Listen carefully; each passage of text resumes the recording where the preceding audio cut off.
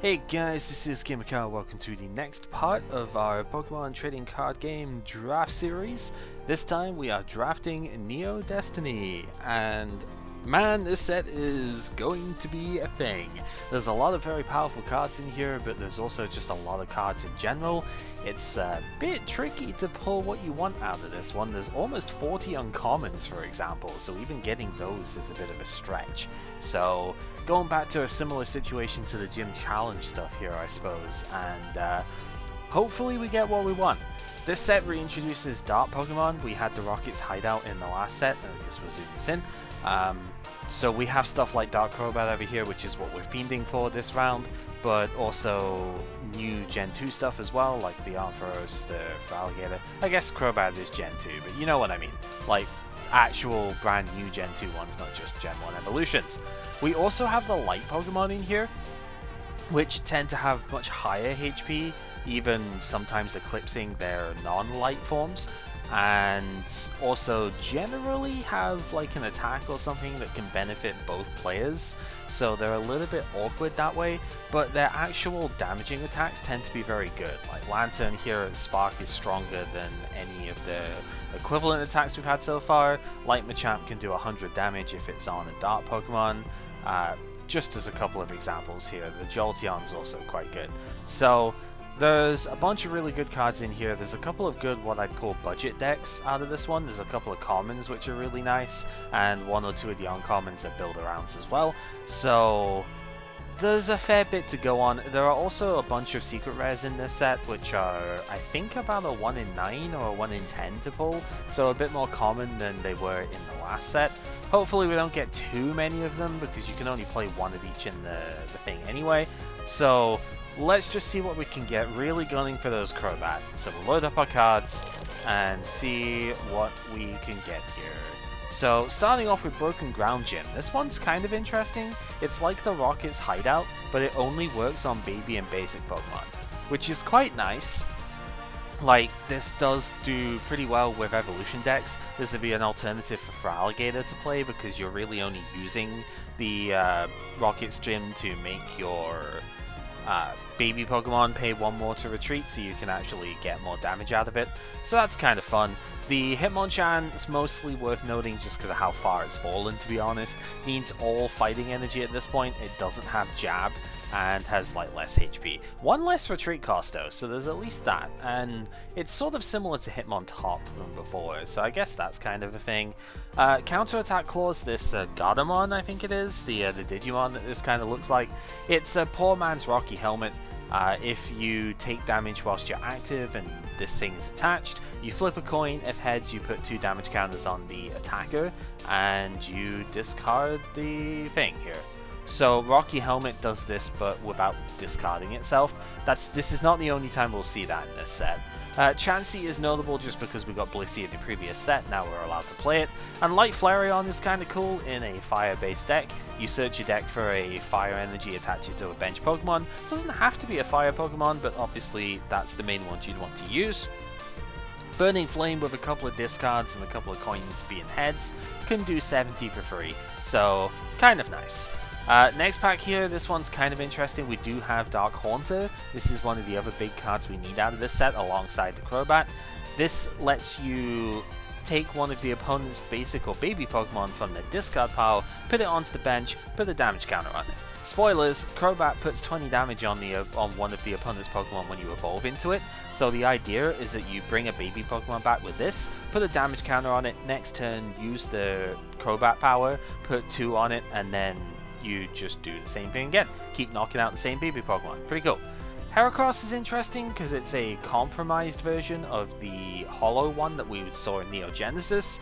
This one doesn't have the ability to let it do 120 damage when it's on low health, but instead it has a more basic attack, which is quite nice, and Charging Horn can still do 60 if you flip heads, but it does 30 if you flip tails, so it's much more reasonable. 60 HP is still quite low though, which is unfortunate. We do have Light Azumarill here. This is a weird one. When you attack with this, like, you do 30 for free energy, and if you flip heads, you take 2 of those energy, attach them to one of your other Pokemon, then bounce the Azumarill to the hand. So you do still lose a little bit of on-field tempo with it, but you get to preserve energy and attach them to something you weren't necessarily attacking with before. It's intriguing. It's not a bad power. Also, it's fairly low commitment for water, so you could splash this into other decks. Kind of neat. The budget deck for this round is Mantine. This thing is relatively easy to stream. It's at 2 energy, does 40 damage, can't attack next turn, but you can use this with like Double Gust, you can use it with Balloon Berry, and it's not difficult to get this out the active. So definitely not too bad. We actually get hold of a promo Cypher that does the same thing but for grass energy, so maybe the Cypher is better, but especially because it's got 1 less retreat, but it's also a promo, we'll have to trade for that. So yeah, Mantine is definitely not a bad card for this round. Next up, this is a pretty interesting one. We've got another Mantine. Dark Artillery is the other potential budget deck this round. With Rocket's Hideout from before, this will have 80 HP. Its Ink Blast is fine. 20 for 1, 30 for 2, 40 for 3. Gets a little bit bad at 3 energy, so you'll probably stick to 2, but that's still respectable. And its attack is either 20 plus paralysis, or 20 and the opponent pays more to retreat next turn. So they have to double gust around this, basically. Not too bad. We do have a Vulpix in here, I have a common fan piece, so the Dawnpan stuff from before would be nice. Dark Typhlosion is a pretty cool one. It's similar in a way to the Charizard from before, except it doesn't do quite as much damage and it does have to discard preemptively. But Colossal Swipe is technically better than Nail Flick, so there is that. Discard any number of fire from any of your Pokemon, flip a coin for each one, do 40 damage per hex. It's not bad. You can use this with the Entei and you can get a bunch of charge stuff going on that. Light Jolteon is another interesting one. All of the basic evolutions do have a light form, so maybe we'll see Vaporeon as well, but basically it has Mr. Mime's ability as its first attack, which is okay, does force Double Gust and stuff to go around it, which is quite nice. And Thunder Needle, if you can flip 2 out of 3 heads, you'll paralyze the opponent. 20 damage times the number of heads you flip. So a little bit worse than Pin Missile, but with the paralysis rate on it, that's pretty respectable. So, decent Pokemon. Next up, we have Light Arcanine here. This one's a weird one. So if it's active, it forces the opponent to switch their active Pokemon to one that they choose. And then it does either 10, 50, or 10, 30, or 50 damage based on the stage of evolution that the opponent is. Babies only take 10, basics take 30, 50 for the evolutions. So if you can force them into evolution stuff, this is pretty strong, but generally not that amazing. Venomoth is mostly notable because you can get, like, both players can get Pokemon out of the discard, but it's an 80 HP 0 retreat thing, and if you can match the energy card count on both players, it does 40 damage. So that's respectable. Usually like 40 for 2 if you can manage it is really good. So not too bad there. I think, was it Unknown is kind of a weird one. It's like, as long as this is active, you have Pursuit on the opponent, which is kind of weird. I don't know. Dark Scizor is intriguing only because it can take both Darkness and Metal Energy and get the benefits from both. Otherwise, it's pretty poor. Its attack is the same as Noctile's ability, which is really not very good as an attack, and just 30 for free energy is not good enough on something that can't hit for weakness. But that's okay. Quilava is really interesting. This is a build-around budget deck for this round as well. You discard the top 5 cards of your deck, 20 damage per fire energy you discarded. We've seen this on Blaine's Magmar, but that took 3 energy to do it. This only takes 2, but it does take an evolution as well. Honestly, still really good card. You can easily build around this and make it work. So, happy enough to see that. Wigglytuff I don't think is too good because it's like a couple of status conditions on the initial attack is fine, but not for 2 energy and no damage. And then you heal the status conditions with its second attack to do 40 damage instead. Really not very good, so we're not going to worry too much about that. There are like 4 different unknowns that rare in this set, which is terrible. Most of them require 4 specific unknowns to be in play. Remember, you can only play 4 unknowns in total, so this one needs both W, A, N, and T, like all 4 of them on your bench to do its thing. Its thing is good, like flip a coin if heads item finder, so like that's good, but not for taking up all of your bench slots with useless stuff. What if one of these gets prized? It's terrible. Dark Pupitar would be interesting if we do get the Tyranitar, because it actually can evolve through its own attack, which is kind of neat. But also, kind of like the Mantine, it can do 40 for 2 energy, which is kind of fun. Like, Fighting is generally pretty good to do that with, so not terrible there. Light Togetic is probably the worst of the holos in the entire set. When you evolve into it, both you and the opponent get to search for a Pokemon tool out the deck, and then 2 for 30, no weakness possible. The opponent gets to draw a card. Absolute garbage. We'll run through the other trainer stuff as we see them as well. Team Rocket's Evil Deeds is kind of interesting. You get to take one of the opponent's cards out of their hand, but then they get to draw up to 2 cards afterwards. So you go minus on advantage, but maybe if you can strip the most important card out of their hand, you'll be able to actually plus off of that. Could also give you some intel to use Rocket Sneak Attack afterwards and further disrupt them. So, I don't know, somewhat interesting. Lucky Stadium comes back in here, so we got this as a promo last time, but now we actually have more copies of it, which is kind of cool. Flaffy is an interesting one. If the opponent has like Pokemon powers in their active, you can stun them for quite a bit of damage and also disable that power. High Voltage is also a cheaper, less damaging version of the Lieutenant Surge's Jolteon, so that's kind of nice too. Hitmonlee is only notable again just to see how far we've dropped here. Free Fighting Energy for 60 instead of 50, but if you flip tails it does nothing, so not so impressive. And Dark Ariados is kinda cool. I think Sai was looking at this one. It Gust of Winds one of the opponent's Pokemon and maybe paralyzes them for 1 energy, which is kinda good. And then Free Grass, 30 damage, Auto Poison, and if heads, you prevent them from retreating under any circumstance next turn. Unless they evolve, at which point that sort of effect goes away. So, yeah, interesting, if nothing else. Here's another one of the stupid unknowns. This one, if you attack with an unknown, flip until you get tails, do 10 extra damage for each heads. I suppose technically you could make use out of it, but it's pretty bad. Energy Amplifier is just a very, very poor version of Energy Arc. You shuffle an energy from your hand after showing it to the opponent into your deck. Flip 1 coin if heads get up to 3 basic energy out of your deck.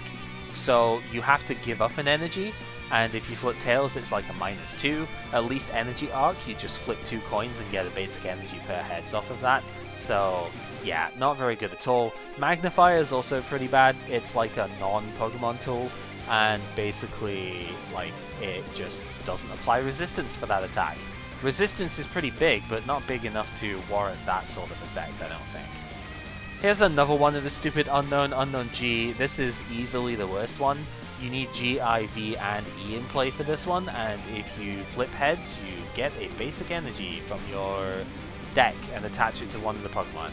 Actually, this might not be the worst one. I think there's one that gets an energy from the discard and just attaches it to nothing because it goes into the hand. So yeah, it's not very good though. Nothing else really noteworthy in here, so let's just move on. Experience All is the other Pokemon tool that's like a budget of a more recent one. In this case, it's just budget experience, yeah, as you would imagine. Experience All was actually what it was called in the Gen 2 games. Like Gen 1 and 2, I think, both had Experience All, and it was kind of weird. Experience All especially just gave all of your Pokemon like a fraction of the experience. It was so bad in Gen 1. Basically, if your active gets knocked out and this is attached to a bench Pokemon, you take one of your basic energy from the active, put it onto the thing with a benched, and then this gets discarded. Experience Shed doesn't discard itself later on, but this one does. Dark Executor is somewhat interesting, apart from just having a typo in its name, which is hilarious. This thing actually punishes the opponent for having a lot of energy in play by being kind of an inverse of what the regular Executor was, where the regular Executor was flip a coin for each energy on the Executor. This is flip a coin for all of the opponent's energy in play. So in theory, against the right kind of deck, that does an absolute ton of damage, and it's a lot of fun. Next up, another one of the unknown. Another Haunter is pretty good. Pokemon Personality Test is a weird one. It's kind of like Blaine's Quizzes. You put an evolution card from your hand face down in front of you. The opponent has to see whether it's light, dark, or neutral, and if they guess it right, then they get free cards. If they guess it wrong, you get free cards. Pretty awful, to be honest with you. Alright. A third of the way through, we've got a couple of really good things in here. Dark Gengar is one of the best cards in the set. This makes it so that players have to flip 2 coins to wake up every turn, so it's 75% chance of staying asleep, it's pretty good. And then its attack 30 for free plus sleep. It is free Psychic specifically, but that's generally what you'd play it with. However, the catch is that you actually get to switch your opponent's active of your choice before you do the damage here, which is kind of fun. So, that means if the opponent's got baby Pokemon on the bench, this thing will let you do 30 to it, like bring it in and just knock it out straight away. It does not get baby roll protection because it was not active when the attack was declared. So absolutely killer with that. You could see this being very beneficial with the Haunter beforehand, because you bring one of their Pokemon back onto the bench and then bring it in next turn to KO it, which is really cool. Energy Stadium is a pretty nice card. This was in Jason's base Neo Blastoise lists. Once during each player's turn, they can flip a coin. If heads, they get a basic energy from the discard back into hand. Very strong card, actually. Probably going to see a decent amount of play. And then we have Mail from Bill. Anyone who's played in Gen 5 knows this is Bicycle. Draw until you have 4 cards in hand. In a deep draw sort of deck, and especially with the stadium rules being as they are at the moment, this could be really strong. There are definitely ways that you can make this work, so look out for it. It could actually be pretty good. Next up, one of the Shinings, and definitely one of the harder to play ones. Shining Charizard. I'm a big old Zard and I do big old damage for a ton of energy and have really bad downsides. This is Charizard in a nutshell. 3 fire, 2 lightning, discard 1 of each color, and then if you flip tails it does 30 to itself as well. 100 HP on a basic, very very hard to charge up, so yeah, not really too worth it. Light Flareon, did we mention this one? We did, it's in the first pack, so we don't have to worry about that. Next up, we've got another Experience Soul is pretty good, another Haunter is really good, so this isn't too bad. The Cypher is kind of noteworthy because it can do 40 for free energy. The Slashing Strike one is better, but I mean, if you're going to play Cypher anyway, like, that's not too bad. Here is Dart for Alligator, another one of the best cards of the set, actually. I don't believe this stops the baby rule from being a thing, but this will stop all of the opponent's baby powers, and also they can't attack with baby Pokemon whilst this is active. So this, combined with something like Noctowl to disrupt the opponent's trainers, can really just shut them out of the game very easily. They can't Eek whilst this is active, which is good. Its attack is also solid, like 50 for free is completely on par, it's really nice, and maybe energy removal with that is quite good too. So yeah, very very strong card. As far as other stuff, the Unknown is kind of cute in here if you are playing Unknowns. Like, I think this would be part of your optimal Unknown board for the turn, if you will. This is a agility flip, like one agility flip before you attack, which is quite neat. So basically, your combination would be Unknown A with a bunch of damage counters, this one, X to do lots of damage with until you flip tails, and then I think it's S that has a hidden power for 20 that you could use. Unknown T does as well, but I think S has got 50 HP, so that would be your unknown like optimal damage board, which is kind of whatever. Here is Dark Houndoom. This one is kind of good. The problem is it discards Special Dark for its thing, but if you can discard a Dark on it, then it does 50 for 2, or 60 if you're actually discarding a Special Dark, which is quite nice. So that's strong damage output. If you use this with the Hideout gym thing, it gets 80 HP. It's quite nice. Like, it does a lot for a little, which is always a good sign, right? Next up, we actually did get one of the Shinings I'd be looking at. So Shining Noctowl is tricky to play, but it's got a lot of good status condition stuff on it. Like, you flip 3 coins and you either do nothing if you flip all 3 tails, but you can do sleep with 1 heads, confusion with 2 heads, paralysis with 3. So lots of good debilitating stuff with that. The main reason I'd be looking at this one is because the Mewtwo also runs on Psychic Lightning. It runs on fire for its actual damage attack, but it can use Psychic Lightning. So use like Rainbow Energy as the lightning and you could probably play it there. The Croconaw, I think this is the first one of these that we've seen. This does only 20 damage, but it is a combination of like Sand Tomb to stop the opponent retreating, and also Smokescreen to potentially stop them attacking next turn. So that's quite nasty in its own right, to be honest. Alright, next up, another Typhlosion. We only have 1 Quilava though, we need a playset of that for sure. Otherwise, we've already seen like all the good stuff here. The Slowbro is not particularly great. It's kind of got the combination of like Nightly Garbage Run and Dark Slowbro's ability as its attack, but both players get to use it, so really not super good. Second, Gengar is incredibly nice here. This would be absolutely worth playing. Light Golduck is worth noting, although it's maybe not as good in our format as it would be in Constructed, because we don't have quite as many special energy. However, 30 plus 20 for each special energy on the defending Pokemon if you are going against that sort of deck. Really, really nice. Here's the Unknown S. I think it's, just looks at one of your prize cards, but then it has the highest HP and the most damaging hidden power, so I think this is where you would apply all of your buffs to. Here's probably the worst card of the set, Thought Wave Machine.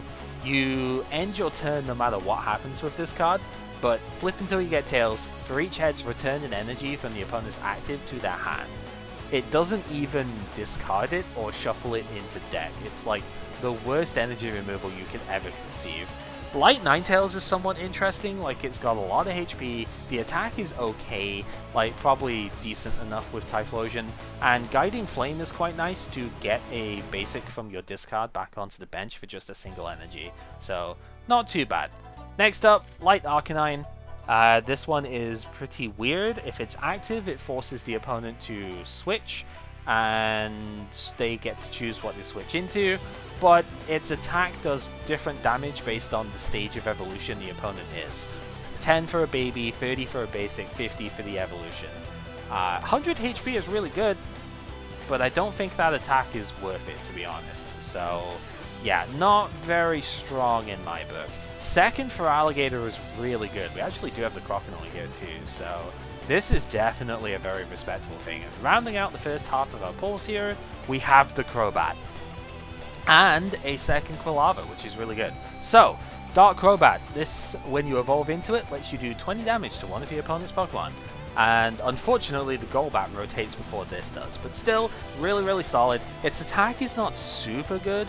We've seen a few of these before, but flip a coin for each of the opponent's Pokemon, 10 damage per to that Pokemon for each one that you get heads for, and then heal that many damage counters off of the Crobat.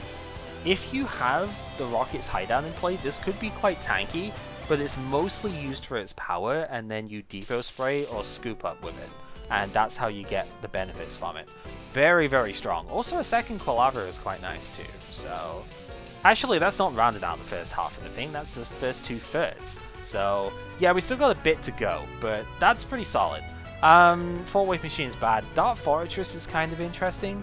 We do have the Hideout to give this a chance of not killing itself. That's kind of fun. Its attack is somewhat interesting, like the Armor Up one. It can potentially give you a focus ban for like 2 turns, but even if you survive your own explosion, it doesn't carry over to the next turn after that, so the opponent just does 10 damage and KOs it, so kinda lame in that aspect, but 60 for 2 energy is obviously unparalleled, and it can one-shot for Alligator, so don't completely discount it. Speaking of, another Crocodile there is good too. Here we have Miracle Energy. This is a pretty funky card. You can only play it on a light or a shining Pokemon, but it's a double Rainbow Energy for that turn. It's pretty useful on Pokemon that discard that energy anyway, or you can use it to fuel like one particularly high cost attack from a shining. Kind of intriguing if nothing else. Next up, another Dark Haunter is good. Another one of these Unknown is garbage though. It's the third one that we've seen here. But the Haunter is very good, we definitely need that. Next up, Light Piloswine is kind of fun. It's another one of those, if it's active and damaged and you flip heads, it does a thing. The Muck was discarded energy, the Vileplume was confused. This one is put to sleep, which is the weakest of the three, but still kind of neat. And for any free energy, it does 30, discard a stadium card in play. You may discard it, you don't have to. So if you have your own stadium, you don't discard it. Simple as. The fact of it is all colorless means you can splash it in any deck you want. Maybe a grass deck so you can cover fire weakness. Does resist lightning too, which is pretty good, and 90 HP is massive. So it's a tech card, just a shame it's in the rare slot. Here we have another Dark Houndoom that's kind of neat. I suppose I do have the Darkness energy for it, so maybe we could try it. Next up, third Experience All. That's pretty helpful, actually. Decks that rely on just a couple of energy attachments love that sort of card. Last 6 here, got another Thought Wave Machine. Another Quilava is good though. We need one more of those preferably, which we get here. That's really good. Unfortunately, this is another really trash rare. We've been getting very bad rare luck in this set. Imposter Oak's Invention lets you look at the opponent's prizes and then you may have them shuffle them into deck and like reset prizes. So I don't really understand why you would ever want to use that. I mean, getting info on the opponent's prizes is nice, but I don't think it's worth playing as a trainer here. Unless you're going for that deep draw stuff, maybe you could play this Disruption. I don't know. Next up, another Ariados, 4th Croconaw too, so we have the full playset there, it's quite good. 3 packs left to go. Second, is that the second or a third Gator? I'll have to check out, I think it's the second one. That's really good to see. Bunch of decks we might be able to build out of this one then. Dark Slowbro, something, or Slow King even, something we haven't seen yet. This one, if you flip heads, you look at the top card of your opponent's deck, you may get them to shuffle their deck in afterwards so that they don't top deck that card. Not really remotely useful, so we're just going to move on to our last pack here, which has Dark Ampharos. Bit of a shame I didn't get more of this, because this is also super good. So, if this is active... Actually, no, it doesn't. Does it have to be active? No, it doesn't have to be active. You just have to have no more than one of it in play. This will do 10 damage to any of your opponent's Pokemon that they attach an energy from hand to, which is really kind of good. Shock Bolt is also surprisingly powerful too. Remember, as a Dark Pokemon, Dark Ampharos can use Darkness energy, so you can attach 2 Darkness, and then it's basically 70 damage, discard 1 Lightning per turn. Really, really good. This is the kind of card you just don't play in a pure deck, but yeah, you play it with other non-lightning energy, and it is extremely good. So, let us go ahead and group all of our stuff up here. We will go ahead and filter this out. I think we got a really good haul in this one, actually. I think the only thing that we're kind of missing is Dark Haunter. I don't believe we got very many of that. But outside of that, I don't think I can really complain too much with this one. I would really want more of the Crobat. That is the other thing I guess I was missing. But we're going to remove all the duplicates. A lot of duplicates in this one, actually. For such a big set, I kind of feel like this is an awful lot. 136 seems excessive. So we probably got quite a lot of uncommons in the accessing here, which is a shame given just how many of them are in this set. So, taking a zoomed out thing, let's just see. Yeah, we got like 8 Light Slowbro. That's really, really bad. So, yeah, it seems like we were kind of focused as far as some, like 5 Croconaw here, 5 Quilava.